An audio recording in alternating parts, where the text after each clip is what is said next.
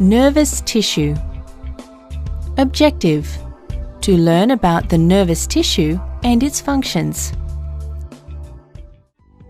If a person unknowingly touches a hot object like a kettle, she immediately pulls back her hand. Why does she do this? This happens as the receptors present in the fingers sense the heat from the kettle. The sensory nerves in the fingers absorb this impulse and transmit it to the spinal cord. From the spinal cord, this impulse passes to the motor neuron, which in turn passes this impulse to the affected muscle in the finger, and the person immediately removes her hand from the kettle. This whole process involves coordination among the nerve cells called neurons. These neurons are found inside the spinal cord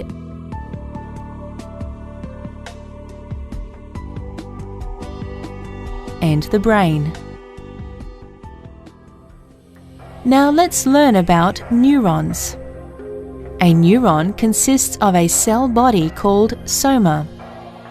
The soma is enclosed by the cell membrane and has a nucleus.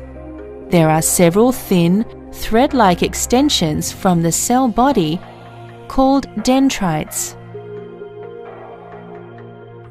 The dendrites receive impulses from the adjoining neurons. The other extension from the cell body or soma is a single-branched extension called an axon. Each axon is comprised of a cone-shaped base called an axon hillock that arises from the soma. At the other end,